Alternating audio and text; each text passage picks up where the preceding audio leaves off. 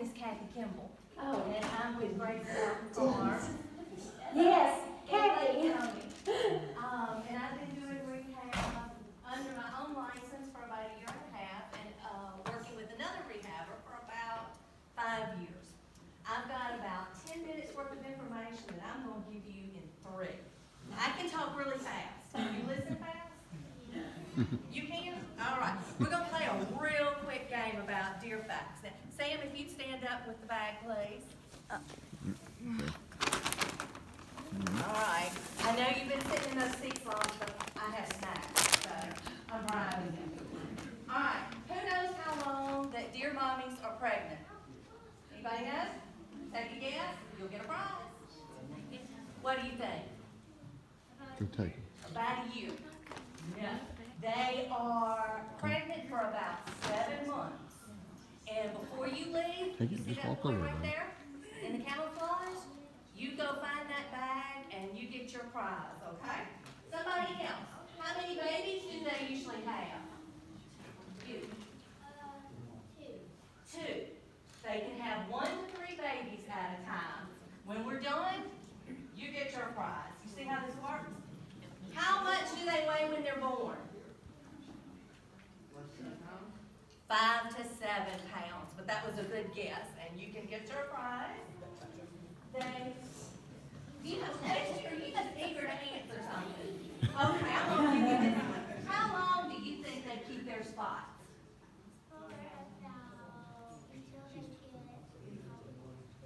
No, they typically keep them till they're about 4 months old, but sometimes they can even keep them till their second spring. When do baby deers get weaned? When do their mommy say, enough is enough, I'm not feeding you anymore? Anybody? You have one. You want to answer one? He wants to answer one. What do you think? Into spring. Into spring, well, yeah, in the fall, and it's usually around 4 months. They actually start eating real vegetation along with nursing from their mother at about 1 week. And this is the last one. How long do you think they typically live? How long? About 10 years. They can live up to 12 years. So all of you wonderful volunteers, please get your prize at the end. I want to talk to you about what we do if we find a baby deer. Okay. Most, not all, but most of the baby deer that wind up at a wildlife rehab have been accidentally kidnapped.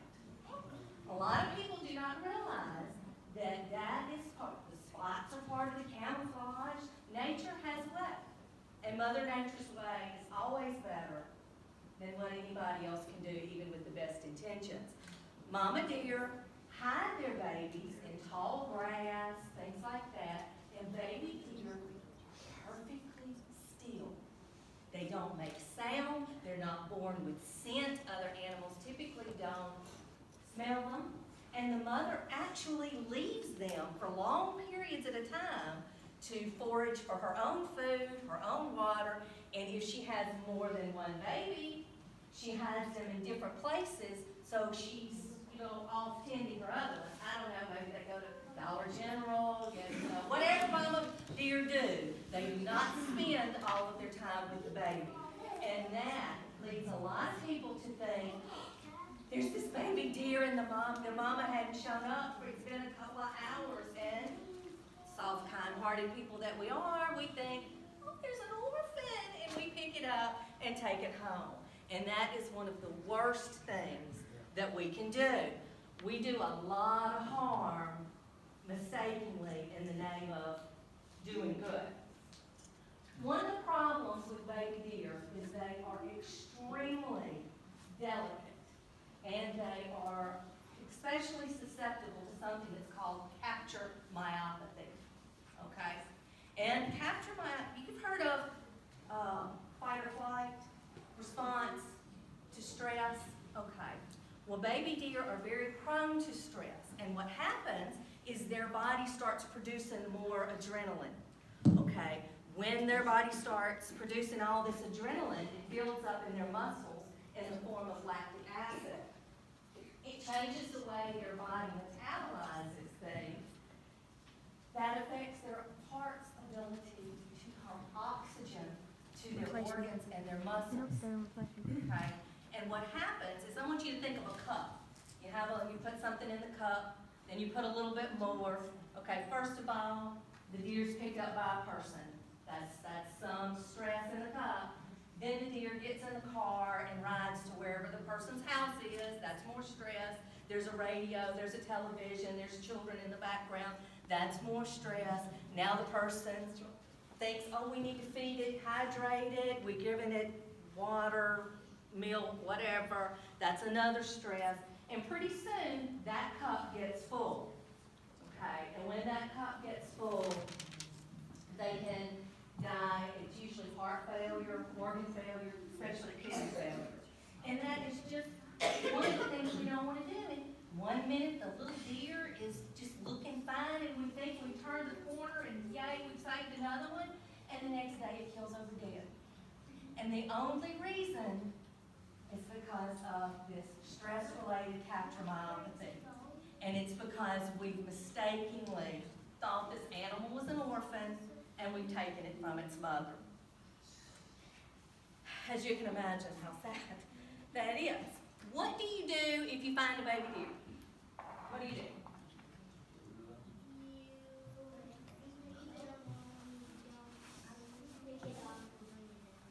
Right, you leave it alone. What we're going to do, if we find a baby deer, we're going to leave it alone, and then we're going to look. 2 L's, you can remember that. Leave it alone and look. We're going to observe. Okay, obviously, and I'm going to talk about the scenario, if there are signs of obvious injury, I mean, legs going where they're not supposed to, bleeding from the mouth or nose, head injuries, dog marks on their head and neck. Obvious injuries, we're going to talk about that in a minute. If you see the mother, that's been hit by a car, the mother is dead, obviously that's orphan. We're going to talk about that. But ideally, you should observe the animal for about 10 hours, 24 hours. Make sure, see if the mama is coming back, because chances are she probably is. If you're staying too close to the baby, though, that'll scare the mama, and she's not going to come. So you really want to observe and look from a distance. You're going to, if you find one that's close to the road, and especially in the summer, the babies are born usually in late May, early June, and the perfect place to hide this baby is big hay field, tall grass. But unfortunately, in June, when we come and cut the fields for hay, a lot of babies, they don't move. And a lot of babies can get hurt. So if you have a hay field, you're close to a hay field, close to a highway, heavily trafficked road, and you are concerned that that animal is in the way, gently pick it up, move it a few feet out of the way to the wood line, whatever, and the mama will come back. The baby actually has scent glands around its feet, and the mama knows that's her baby, and the baby knows that's my mama. They will connect with each other. Now, if you're observing and the mama has not come back for 24 hours, it's longer than that. There's signs of obvious stress, injury, things like that. If these injuries are serious, because of captramyopathy, because we have good hearts, because we don't want the animal to suffer, the first thing, please do not have to go to the vet. Okay, a veterinarian is going to be better able to assess that animal's injuries, give it the adequate medical attention that it needs, or worst case scenario, and I'm sorry it happens, but sometimes euthanasia. Sometimes injuries are such an extent, and also the captramyopathy, that the animal is just not going to make it, and we don't want them to suffer. Euthanasia is a very hard part of life, but it's there, and we don't want the animal to suffer. If you find the animal and it's not, limbs going everywhere, but it's got dull eyes, it's been crying for its mama, we know the mama's gone, there's signs of dehydration, the little ears are curled up, things like that. The animal obviously needs attention, okay? We know we're not accidentally kidnapping the baby. What do? Call me, that's right. And I don't want you to think that the game warden is the boogeyman, okay? The game warden is our friend. All of the animals, deer that I took in last year came from field officers in various counties, okay? They don't want accidental kidnapping. They don't want to see capture myopathy. You know, they don't want you handling it on your own because it does lead to problems with the deer. It leads to overpopulation. It leads to starvation. You know, we're all just breeding deer in our backyard. But they will contact the right people. You can look on the Kentucky Fish and Wildlife site, and there's a whole list of rehabbers by county, and there is a list of your field officers. Okay. I've heard a lot of people say, there's a baby deer in my yard, and I'm scared my dog's going to get it. What do you do? You put up your dog. Put up your dog. Thank you for being so Put your dog up. I mean, it's not a big deal to put the dog up for a day. You have to take it out, put it on the leash. I mean, really. You know, because by the time you kidnap the animal from its mother and you bring it to me, you know, we're setting this little animal up for a hard life if it makes it. Let's see. Are y'all still listening fast or have I lost you? Time is of the essence. We talked about that. What do you do? All right, if you want to support wildlife efforts in this area, what do you do? Yes, ma'am. You can call the people who can help you out.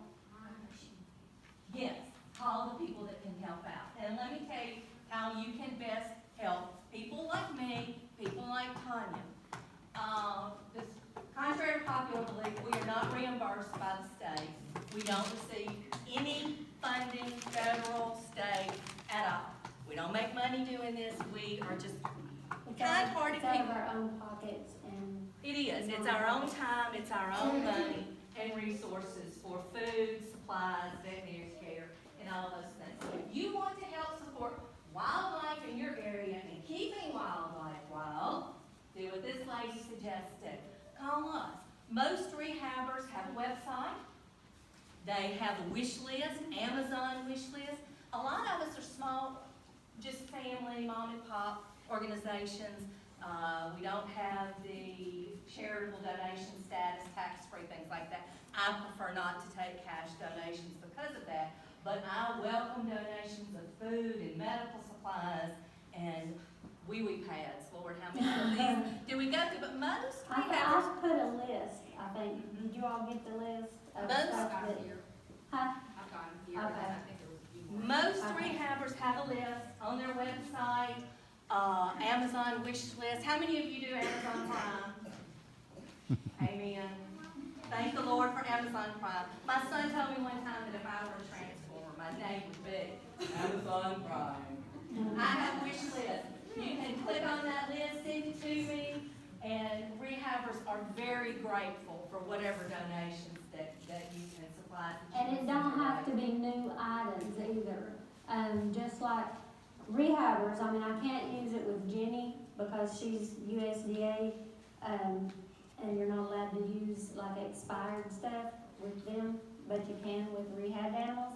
So like, if you have anybody in the medical field that is accessible to stuff that may have went out of date, lactated ringers, because we have to give a lot of fluid to animals.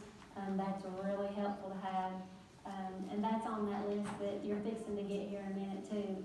And used blankets, used sheets, wash them if you don't care first, but, you know, anything like that, we accept. I mean, it don't have to be new. And if you all know people and want to take, you know, call your friends up and say, hey, I want to collect this stuff, some of this stuff, and drop it off over at Wilderness Trail. And, you know, I mean, we're right here in Laurel County, the only ones in Laurel County.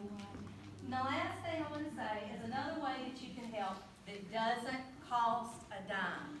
If you're not in this position for a donation or supplies, although it's pretty easy, you're at Walmart, pick up a can of, you know, dog food, pick up some wee-wee pads, paper towels, Kleenex, things like that. But if you're not in that position, most of the rehabbers do have a website and have a presence on social media. We're learning how to use that to our advantage. for education purposes, but also for fundraising.